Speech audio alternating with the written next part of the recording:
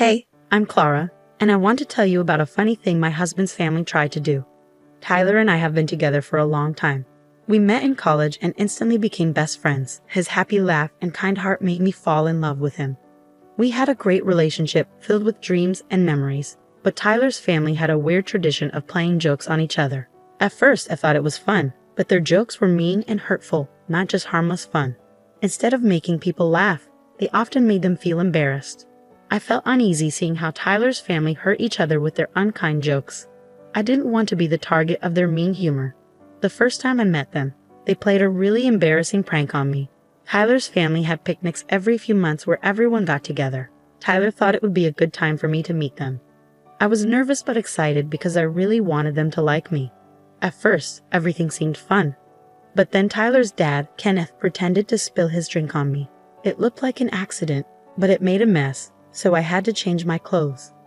Tyler's mom, Sharon, offered me clothes from their car, but when I opened the bag she gave me, instead of regular clothes, there was a big clown costume inside. I couldn't believe it.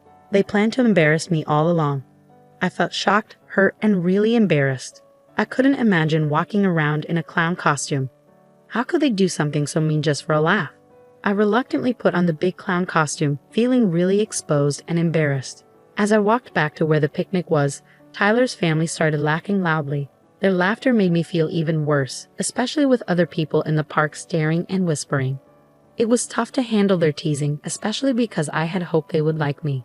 Instead, they seemed to enjoy making fun of me. I felt really sad and angry, wondering why they would want to hurt me like that. It was so embarrassing, and I felt really foolish. I felt a mix of emotions, from shock to embarrassment to anger. Tyler saw how upset I was and got really mad at his family. What were you thinking? How could you do this to Clara? I specifically told you not to play pranks on her until she's comfortable with it. Oh, come on, Tyler, it was just a joke. We didn't mean any harm. This is just how we are. Harm? Look at her, she's embarrassed. I know we're okay with these pranks, but she's not, and you should have respected that. It's the one thing I asked of you.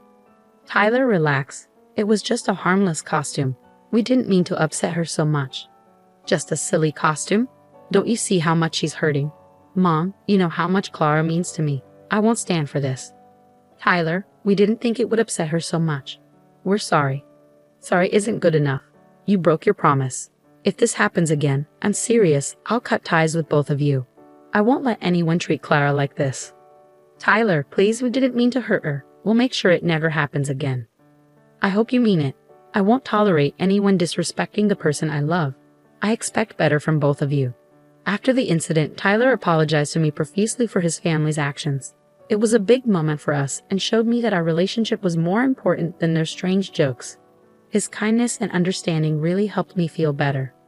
Sadly, that incident made things difficult with my in-laws. Kenneth and Sharon, my mother and father-in-law, kept making little mean comments about me, calling me names like wasp or party pooper. At first, it really hurt, but I learned to ignore them and focus on my relationship with Tyler. A few months later, Tyler proposed to me and we decided to get married.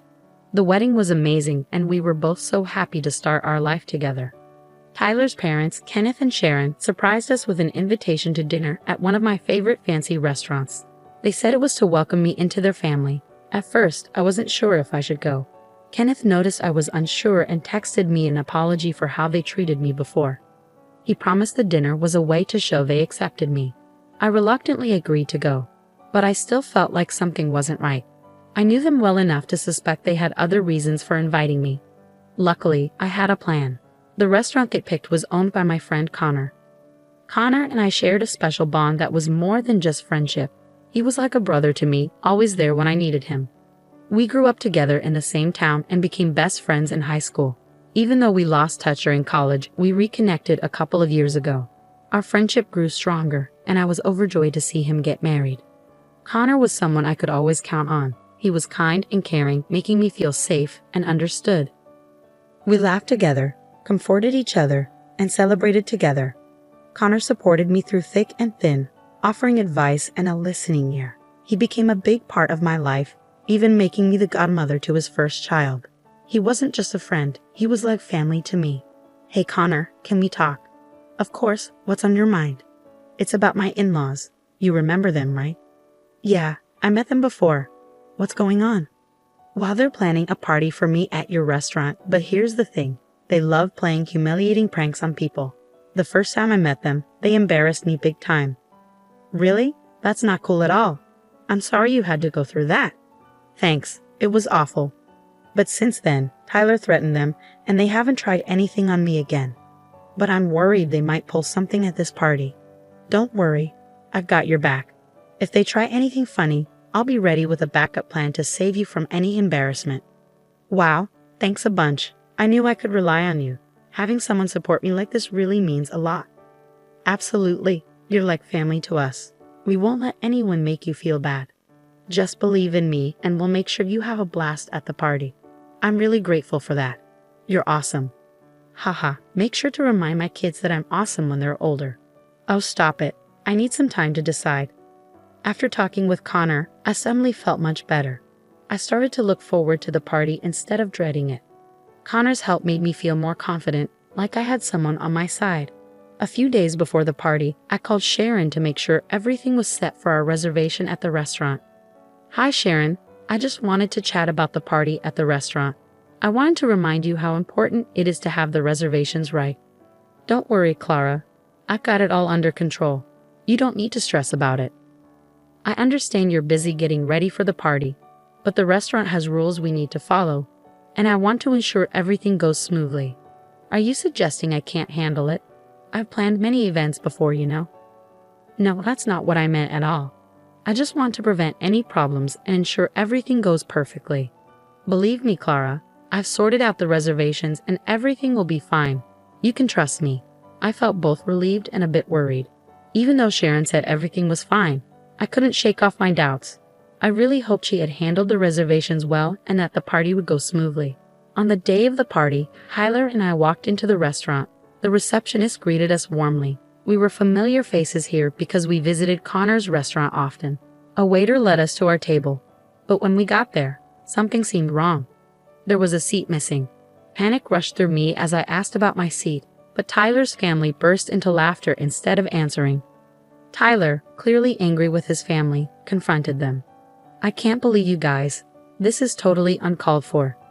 You're aware of the restaurant's rules, yet you intentionally pulled that prank.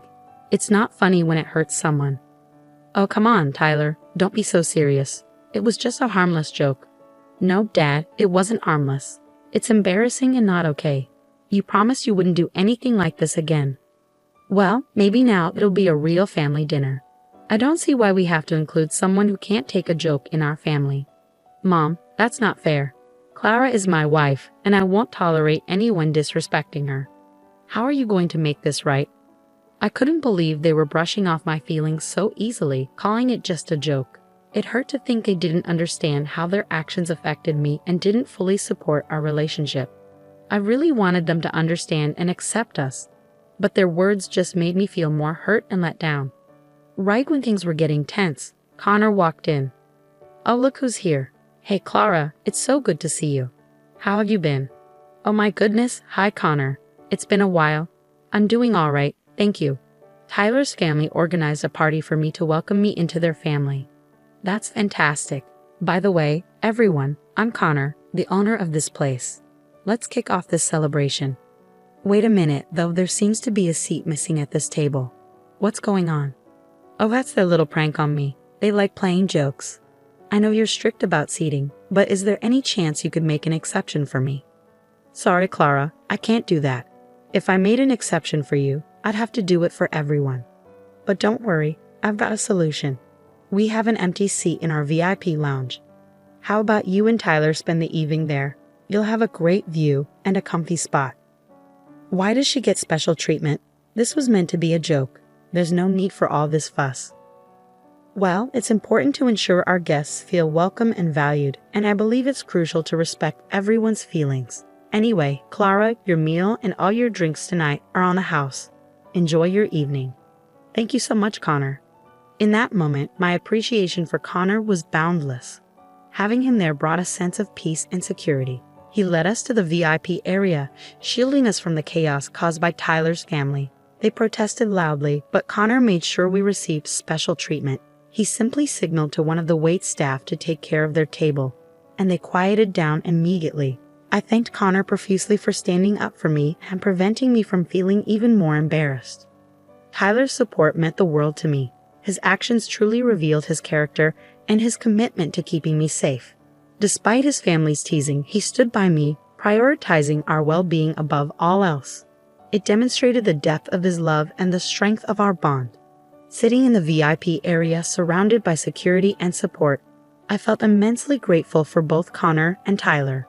Their unwavering presence reassured me that I wasn't facing this journey alone. As Tyler and I ordered our meal and drinks, we started to relax and enjoy the evening. However, the night had more surprises in store for us. Hey guys, where would you like us to sit? We're all here for Clara's party, right? I don't think that's a good idea. We're good on our own. Well, what if we apologize? We're family and family shouldn't treat each other like this. Yeah, we want to make things right. Can't we all just move on from this? Are you serious? You didn't want her in the family before, and now suddenly you do. Or is it because you want to sit in a fancier place and get a free meal? You guys are a joke. Leave us alone. Tyler, we're really sorry. We didn't mean it like that. We were just messing around. Messing around? It didn't feel like a joke when you embarrassed me. Your actions spoke louder than words. Enough. We don't want to hear it. Just go. Tyler, please no. Mom, it's time you both understand the consequences of your actions. Leave now. Connor, sensing the tension, stepped in and politely asked Kenneth and Sharon to leave our table. When they refused, he warned them of involving the authorities. Finally, they begrudgingly walked back to their table. However, Connor followed them and requested them to leave his restaurant, citing complaints from other customers about their disruptive behavior. With no other choice, they left, their heads hung low in embarrassment as everyone in the restaurant witnessed their humiliating departure. That night, Tyler and I had a wonderful time. We laughed, ate, and enjoyed drinks with Connor, celebrating our victory over Tyler's family's failed prank. After that night, Tyler's family bombarded us with angry texts, blaming us for overreacting and causing a scene. Their words hurt, worsening the strain between us. It felt like the aftermath of a storm, with no calm in sight. Instead of engaging with their negativity, we decided to take a stand. We realized we didn't need their toxicity in our lives, so we blocked them, putting an end to their hurtful words and actions. Cutting ties with Tyler's family was necessary for our emotional well-being. We refused to subject ourselves to their constant ridicule and cruelty. It was a freeing choice that allowed us to focus on our love and supportive relationships. Life went on, and Tyler and I flourished in our love and unity. Our bond grew stronger, and we created our own loving family free from his parents' toxicity. Thanks for sticking with me through this roller coaster story. Remember, the sweetest victories often come from unexpected allies. Don't let anyone's cruel pranks dampen your spirit. Stay true to yourself, and you'll always come out on top.